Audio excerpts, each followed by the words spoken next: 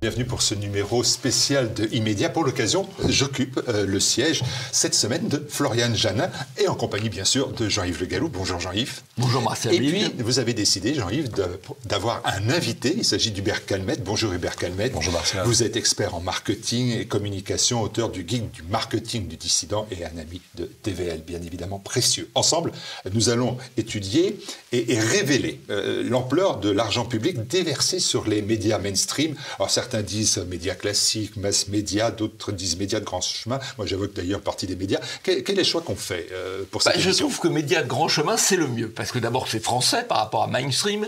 Ça montre bien que ce sont les médias les plus parcourus, les plus écoutés ou les plus entendus et qui ont le plus d'influence sur l'opinion. Et puis, ce sont des voyous. Donc, ça renvoie... Allez, le grand chemin est bien. Médias de grand chemin, c'est donc acté. Jean-Yves, puisque vous avez la parole, je me tourne à nouveau vers vous pour évaluer la dépendance réelle de la grosse presse, de la presse de grand chemin, à l'argent public. Et surtout, question essentielle, est-ce que cette dépendance au pouvoir est la source de la pensée unique, du politiquement correct, qui est intrinsèquement lié à cette presse ? Si vous voulez, il y a deux sources de financement. Il y a les médias publics qui, par définition, dépendent du pouvoir politique, du pouvoir idéologique. Et puis, il y a les médias des oligarques qui dépendent aussi indirectement de l'argent public. Je vous prends un exemple. Vous avez Rodolphe Saadé, qui est un armateur, qui contrôle BFM et un certain nombre d'autres médias. Alors, on va dire que c'est de l'argent privé. Oui et non, parce que il roule ouvertement pour Macron, il roule ouvertement pour l'extrême centre, mais en même temps, il bénéficie pour ses entreprises d'une niche fiscale, et donc indirectement, c'est de l'argent public. De même que quand Drahi avait eu un rôle très important dans les médias sous la période Hollande-Macron, il avait eu à l'époque comme compensation des avantages sur SFR. Donc, on voit bien que les médias des oligarques, à côté des médias publics, finalement, c'est aussi de l'argent public et c'est de l'influence au service de l'idéologie dominante. C'est-à-dire ce soit bien clair, cette dépendance financière au pouvoir entraîne obligatoirement une pensée unique, le politiquement correct. On ne peut pas sortir de ce chemin-là. Absolument. Alors la pensée unique sur le plan politique, c'est à la fois l'extrême centre et l'extrême gauche qui est assez influente, notamment par la classe journalistique, par la présence de la gauche dans beaucoup d'endroits en France. Mais l'extrême centre et l'extrême gauche ne s'opposent pas vraiment. En tout cas, ils ne s'opposent pas sur tous les sujets sociétaux, que ce soit sur l'immigration, sur les mœurs ou sur le climat. L'extrême centre et l'extrême gauche, c'est un peu la même chose, et c'est eux qui dominent les médias de grand chemin. Hubert Calmette, tout comme Claude Cholet, que nous allons retrouver avec ses portraits pris à la fin de notre entretien, vous avez étudié avec beaucoup de sérieux les médias qui les possèdent en France. Alors, comme le soulignait... Parce qu'il y a l'État, mais pas seulement. Bien sûr, comme le soulignait Jean-Yves, il y a à la fois des acteurs publics et privés. L'acteur public, évidemment, c'est l'État, qui détient le service public, notamment France Télévisions et Radio France, qui injecte tout de même 4 milliards d'euros, un peu plus de 4 milliards, et la petite entreprise médiatique de l'État ne connaît pas la crise, puisque ce budget progresse d'année en année. Il n'y a pas de souci financier. Et les présidents de Radio France et de France Télévisions sont nommés par l'Arcom, dont le président est nommé par le président de la République. Donc on voit bien qu'il y a là un lien totalement organique, n'est-ce pas ? Alors, de quoi parle-t-on ou de qui parle-t-on ? On parle de France 2, on parle de France 3, on parle de France 4, France 5, on parle évidemment de France Inter, de France Info, de France Bleu, de France Culture, de France Musique, de France 24. On parle aussi de TV5 Monde, de la chaîne parlementaire et d'Arte. Une douzaine de mass médias qui ont un niveau de pénétration dans la population française tout à fait considérable et qui sont donc financés par l'argent public, par l'argent de nos impôts. Ça, voilà, c'est pour le côté État. Après, vous avez effectivement un certain nombre d'acteurs privés qui ont tous un lien particulier avec le pouvoir.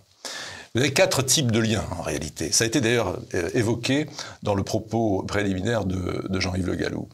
Vous avez ceux qui ont un lien à la commande publique, typiquement Bouygues. Vous voyez, Bouygues, TF1, LCI, Bouygues. Bon, quand vous êtes monsieur Bouygues, vous faites des travaux publics. Donc vous êtes par définition en lien avec les collectivités et l'État. Et si d'aventure, c'est une hypothèse, vous avez la volonté de vous positionner sur la reconstruction d'un pays en Europe de l'Est, suivez mon regard, vous aurez besoin d'un soutien massif de l'État. Ça va sans dire. Lorsque vous êtes Dassault, Dassault, c'est le Figaro.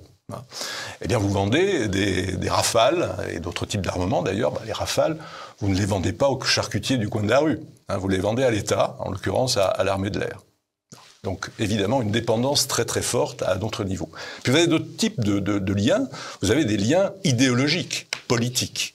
Typiquement, Xavier Niel et Mathieu Pigasse, qui ont une sensibilité centre-gauche, gauche bobo, gauche techno, voilà, et qui ont fait de belles réussites d'ailleurs, au niveau financier, détiennent une nébuleuse de médias tout à fait considérable. On parle du Monde, on parle du Nouvel Observateur, on parle de Télérama, on parle du Courrier International. On parle des Inrecuptibles, on parle également de groupes de presse régionaux qui sont particulièrement influents. On parle même d'une participation à travers une société intermédiaire dans Mediapart, pour ce qui est de Xavier Niel. Donc évidemment, là, des gens qui pèsent dans le paysage également. Et puis vous avez les amis personnels du couple présidentiel. Vous avez M. Pinault, qui détient Le Point. Vous avez Bernard Arnault, qui détient Les Échos, qui détient aujourd'hui en France Le Parisien et Challenge. Vous voyez ? Et la catégorie qu'évoquait tout à l'heure Jean-Yves Le Gallou des redevables. Patrick Drahi est tout à fait dans ce spectre-là. Donc je ne reviendrai pas sur l'affaire Drahi. Alors dans ce paysage, vous avez évidemment un vilain petit canard qui s'appelle Bolloré, le groupe Bolloré, mais il ne vous a pas échappé que M. Bolloré, en tout cas son groupe, a un pistolet sur la tempe. On va reparler de Bolloré. Je vous pose une question à tous les deux. Est-ce qu'on peut aller plus loin, ce que vous dites, en se disant M. Bouygues a intérêt à la reconstruction d'un pays, comme l'Ukraine. Il a donc intérêt à mettre peut-être une chaîne de télévision d'information au service de cette propagande ukrainienne. M. Dassault a besoin de vendre des Rafales. Donc peut-être que M. Dassault voit d'un bon œil finalement des conflits qui permettent de réarmer militairement la France. Est-ce qu'on peut aller jusque-là ou c'est une vue de l'esprit ? Ce ne serait pas la première fois qu'il y ait une liaison entre le lobby militaro-industriel et les journaux. Ça s'est vu à des époques très anciennes, même y compris avant la guerre de 14. Krupp avait une certaine influence sur le gouvernement allemand, donc c'est pas très nouveau. Jean-Yves Le Gallou, il y a le cas du C8, parce qu'on parlait du groupe Bolloré. Et là, quand même, c'est intéressant parce que ça vient un peu contrebattre ce que vous me dites. Tous les deux. C'est une chaîne censurée par l'Arcom, ce qui, rappelons-le, a fait polémique puisque c'était la première chaîne, la plus populaire, de la TNT. C8 disposait de son indépendance financière. Bien d'accord. Le groupe Bolloré était à la manœuvre avec des annonceurs donc très présents. Et ma force est de constater que ça n'a pas suffi. Ça n'a pas suffi parce que là, on a un phénomène de retour de la censure d'État. C'est-à-dire qu'en bonne logique, dans les sociétés contemporaines, la censure se fait de manière détournée, pas officielle. Là, on a eu un acte de censure, puisque l'Arcom, l'autorité de régulation des communications, a décidé que on supprimait tout purement et simplement l'accès à la TNT de la chaîne C8, qui était la première chaîne sur la TNT, et la 5e ou 6e chaîne en termes d'audience nationale. Eh bien, c'est une décision purement arbitraire de censure qui a été prise. Alors c'est intéressant de le savoir. Le président de l'Arcom, effectivement, avait été nommé, comme le nouveau d'ailleurs, par M. Macron, et le directeur général de l'Arcom est un conseiller d'État lié par sa femme à l'empire de Soros. C'est donc un immigrationniste, un progressiste militant, et donc ils ont fermé purement et simplement C8 avec les menaces qu'il y a derrière sur CNews. Il y a effectivement, comme vous l'avez dit, un pistolet sur la tempe. Hubert. Ce qu'il faut souligner, c'est que cette histoire est sans précédent. Hein, l'interdiction d'une chaîne, d'un média, en Occident depuis la guerre. Alors, c'est une petite interdiction, c'est une non-reconduction. C'est une censure. Je me fais l'avocat du diable. C'est une censure. C'est une censure. Même McCarthy, au lendemain de la guerre, qui voyait des communistes partout, ne s'est pas offert le luxe de supprimer des médias aux États-Unis, au nom d'ailleurs du premier amendement de la Constitution américaine, qui érige au niveau le plus sacré la liberté d'expression. Donc il y a évidemment là une volonté de faire de C8, une fois de plus, le cadavre devant lequel on tient un pistolet sur la tempe de CNews. En gros, conformez-vous à la charte diversitaire et pluraliste de l'ARCOM, faute de quoi, camarades, voilà ce qui va vous arriver. Ça paraît assez clair. On va aller un peu plus vite, si vous voulez bien. Nous avons interrogé les membres du premier cercle des donateurs de TVL. C'est un club des donateurs les plus importants de TVL. Et nous avons une question d'entrée. Je vous l'adresse à vous, Jean-Yves. Quel scénario pour l'ARCOM et le service public dans la perspective d'une alternance politique ? Alors, dans la perspective d'une vraie alternance politique, c'est-à-dire d'un vrai changement politique, je crois que ni l'ARCOM, ni le service public tel qu'ils existent aujourd'hui ne sont sauvables. L'ARCOM, il faut purement et simplement la supprimer. Il n'y a plus d'organisme de régulation. Plus d'organisme de régulation. Le minimum de régulation nécessaire est réintégré à l'intérieur du ministère de la Culture et de la Communication.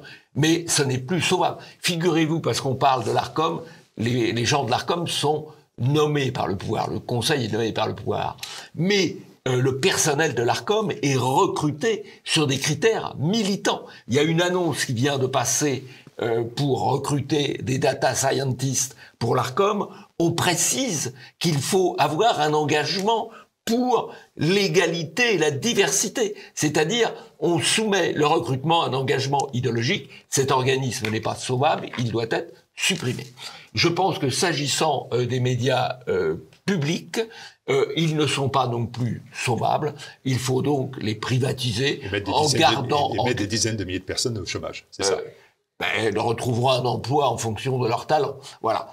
Je pense que le gouvernement n'a pas le droit de s'exprimer et d'avoir une chaîne de télévision sur laquelle il exprime son point de vue, les grandes décisions de l'État, défendre le budget. Je pensais qu'il ne peut pas avoir de voix, le pouvoir ne peut pas avoir une voix. Je pense que le pouvoir, les médias aujourd'hui tels qu'ils existent, je pense à France 2, France 3, France Télévisions, ils ne sont pas sauvables tels qu'ils sont. Il faut donc les privatiser. Peut-être garder, là je vous suis, peut-être garder un minimum en termes de patrimoine, et donc garder un service public résiduel sur l'expression du patrimoine, sur la gestion des archives audiovisuelles, en les libéralisant peut-être, je pense à l'INA, mais qu'il faut aussi réformer, et pour le reste, il faut un bouleversement profond. Sinon, on ne changera rien.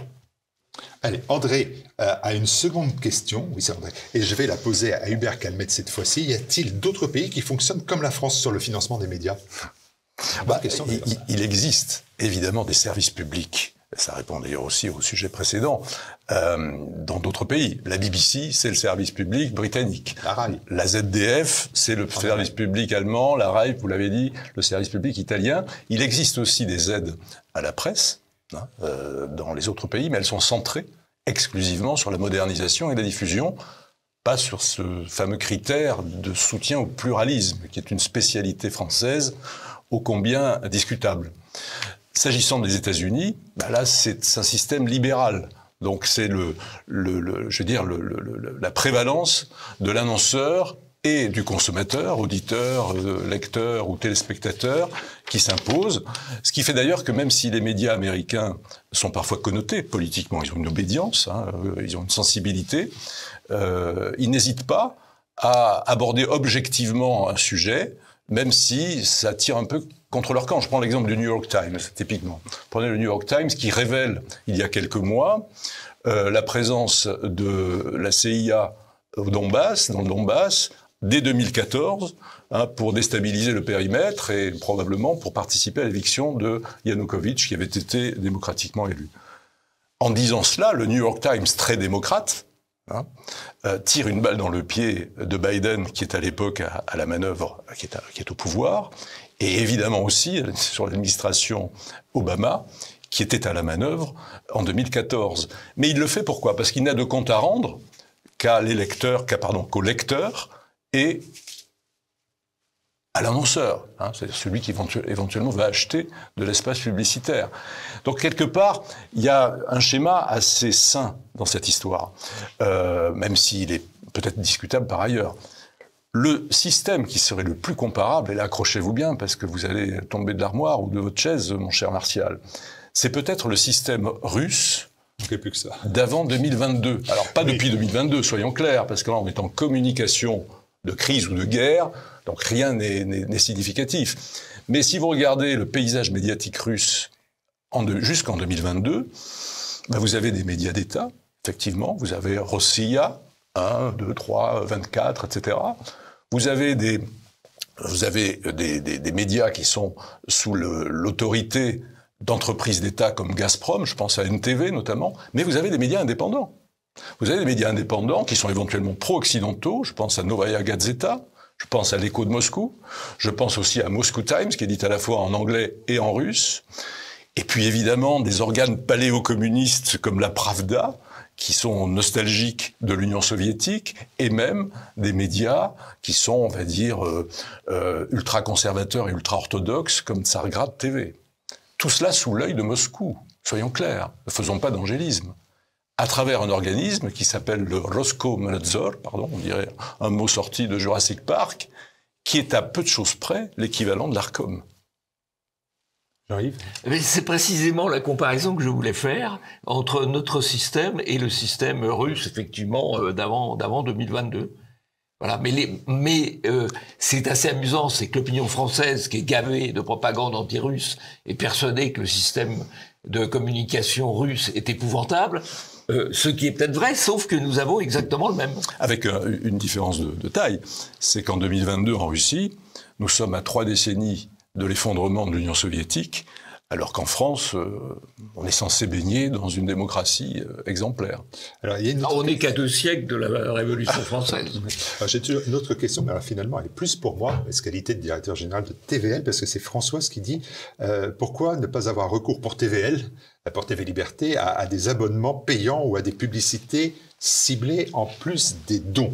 Alors, en fait, là, c'est assez simple et on va revenir à notre sujet après. Le système choisi par TVL, c'est celui du financement participatif, ce qu'on appelle le don. Alors, ce mode de financement est l'assurance de l'indépendance de la chaîne. C'est le téléspectateur donateur qui est à la fois le gérant et le garant de la liberté de TVL. Alors, d'autres modes, effectivement, de financement existent, et chacun a un intérêt, mais ils peuvent être plus confortable parce que c'est vrai que nous sommes continuellement à remettre le travail sur le tapis en essayant à nouveau de trouver des nouveaux modes de financement à travers nos donateurs. Mais ce qui est probant, c'est que l'abonnement, si on choisissait l'abonnement, ça retire la possibilité de toucher le plus grand nombre. En fait, les abonnements, c'est pas la capacité de toucher le plus grand nombre, alors que TVL est un média qui veut faire de l'audience et qui a réussi 8,5 millions de vues le mois dernier, un peu plus, même dorénavant, et c'est un record depuis sa naissance en 2014. Mais c'est aussi et surtout la feuille de route que nous avait donnée Philippe Millot, le président de la chaîne, un média d'audience, mais d'influence. Et donc, pour qu'il y ait cette influence, la gratuité permet bien évidemment de déverser pour le plus grand nombre une information qu'ils peuvent bien évidemment retenir ou pas. Et la publicité, relayer ou pas. Voilà. Donc ça, c'est pourquoi nous n'avons pas fait le choix de l'abonnement, parce que l'abonnement, par définition, il est restreint à un nombre faible, finalement, de personnes. Et puis la publicité, la difficulté de la publicité, même celle qu'on passerait sur YouTube, c'est que nous ne sommes pas décideurs. Et en fait, que toute l'idée de TVL, c'est de décider de son destin, décider de ce qu'il dit, décider, et que personne ne puisse le faire à sa place, ni le pouvoir, ni l'État, ni les annonceurs. Et les annonceurs, bien évidemment, eux, émettent une pression, évidemment, sur les contenus qu'ils qu'ils financent, de fait, et les annonceurs sont, eux, soumis à une forme de wokisme, diversité, qui n'est pas compatible avec TVL.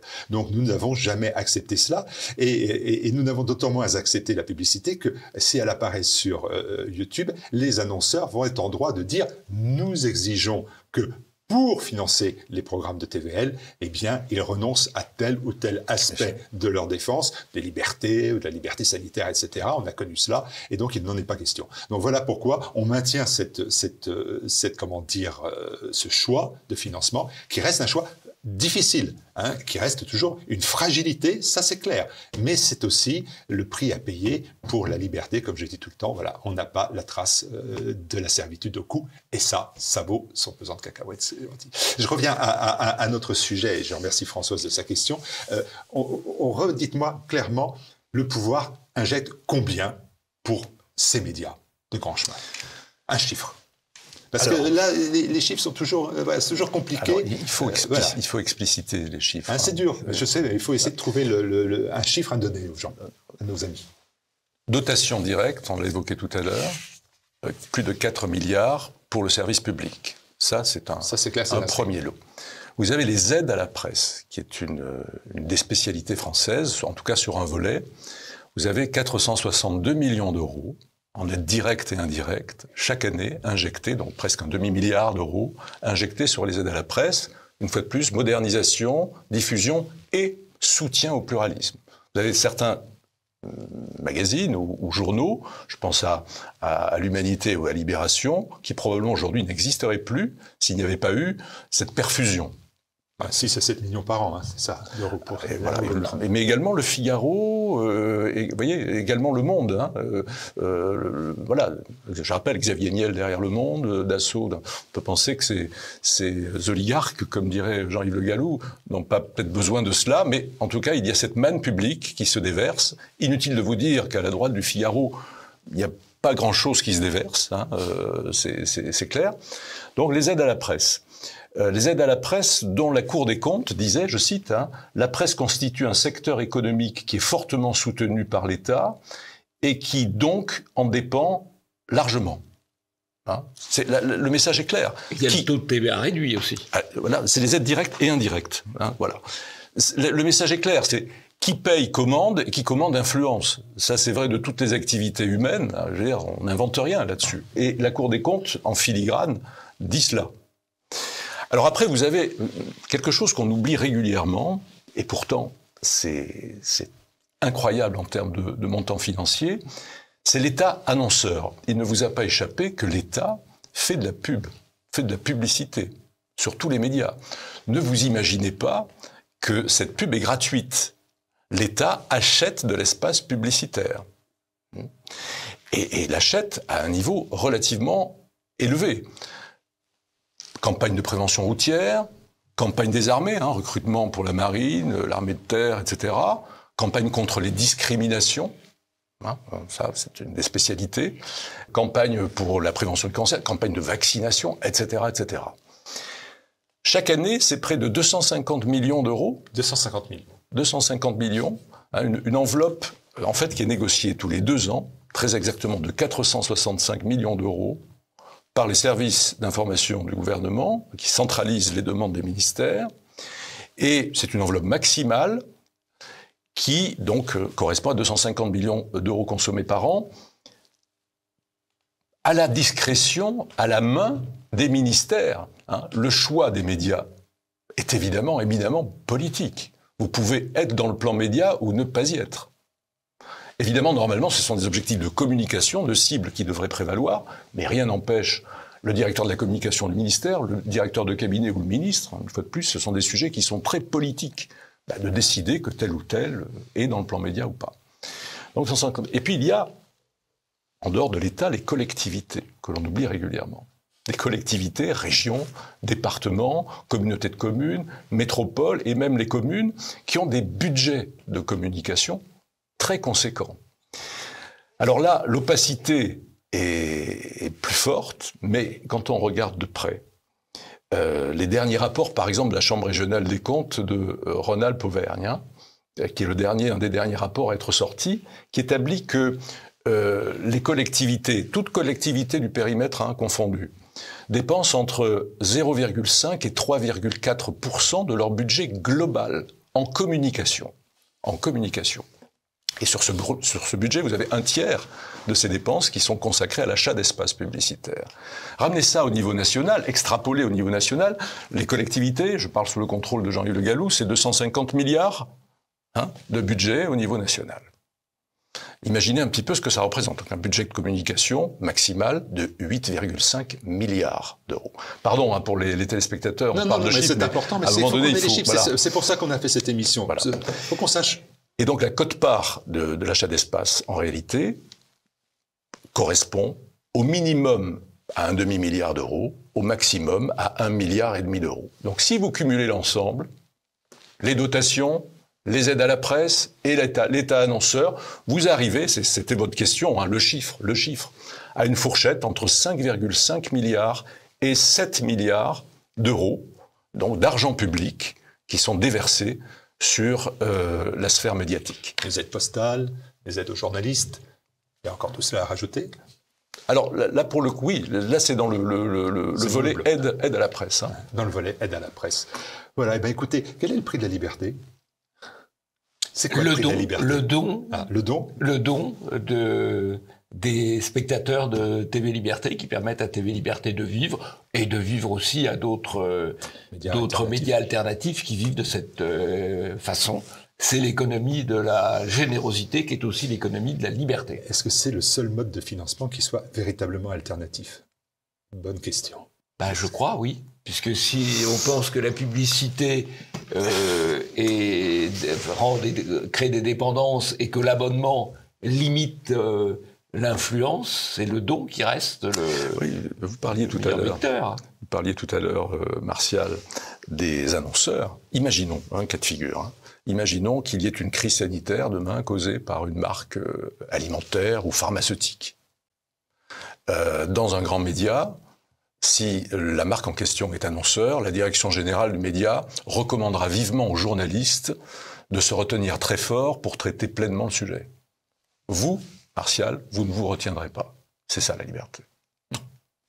Merci messieurs. Allez, on va arrêter cette émission d'immédiat. Vous voyez, je veux que ça soit assez court, assez rapide. On a ces chiffres, on a ces informations. Voilà, c'est comme ça on est armé pour la suite des événements. Et maintenant, je vous propose de retrouver l'ami Claude Cholet pour ses portraits piquants. Merci à vous et vous retrouvez Jean-Yves et Floriane à la même place jeudi prochain. Merci. Parlons aujourd'hui du milliardaire Patrick Drahi, né en 1963 à Casablanca, dans une famille de la communauté juive. Ses parents avaient fui auparavant l'Algérie et se sont installés ensuite en 1978 à Montpellier. Brillantes études, maths sup, maths spé, école polytechnique, subtélécom et un doctorat d'optique. Grâce à son talent, mais aussi avec l'aide des banques, Patrick Drahi s'est bâti un empire économique colossal. Sa holding de Guernesey est l'actionnaire majoritaire d'Altis, principal actionnaire de l'opérateur SFR, de Virgin Mobile, de l'opérateur israélien HOT, mais aussi de Portugal Telecom, tandis qu'Altis USA regroupe les anciens câblo-opérateurs Suddenlink et Cablon Vision. À la tête d'un empire économique, Patrick Drahi a commencé à s'intéresser aux médias dans les années 2000, rachetant Libération, L'Express, L'Expansion, Studio Ciné-Live, Lire, Mieux vivre votre argent, Classica, etc., etc., avant d'empocher le jackpot avec le groupe Next Radio TV, opérateur de BFM et de RMC. Il est présent en Israël avec la chaîne télévisée I24 et depuis 2019 est propriétaire de Sotheby's. Installé en partie à Tel Aviv en 2009, Patrick Drahi a la double nationalité franco-israélien. Il avait failli renoncer à sa nationalité française en 2013, mais l'a conservée à la suite d'un imbroglio. Propriétaire à Zermatt, belle station de luxe de sport d'hiver du Valais, il s'est fait domicilier de manière un petit peu sportive dans ce canton favorable fiscalement et non dans le canton de Genève, moins favorable où il réside, quand il n'est pas à Paris ou à Tel Aviv. Le canton de Genève lui réclame la modique somme de 7 milliards de francs suisses. Libération Ah, Libération. Libération est depuis septembre 2020 la propriété d'un fonds de dotation pour une presse indépendante. Mais son conseil de surveillance est verrouillé. On y retrouve Denis Oliven, un ami de longue date, le directeur financier d'Altis, le directeur des achats d'Altis et le directeur de la trésorerie d'Altis. Une indépendance toute relative comme on le voit. Laissons la parole à un spécialiste, Bernard-Henri Lévy, dans une publication du CRIF du 12 mai 2015, je cite « Français d'âme et de cœur et ressortissant suisse, citoyen israélien né à Casablanca, citizen drahi, régnant sur ce territoire sans limite ni frontières, que nous assignent les technologies et dont vous êtes l'industriel. Vous êtes aussi l'un de ces Gidiens, d'après André Gide, que l'idéologie française réprouve depuis un siècle. Mais nous avons cruellement besoin, en ces temps de lourdeur indigène et d'étouffement chauvin. Vous êtes l'un de ces citoyens du monde, impossible à assigner à une souche, à enfermer dans une appartenance, à épuiser dans l'un de ces 3 N, le natal, le national, le naturel. » Fin de citation. Nous lui laissons le mot de la fin.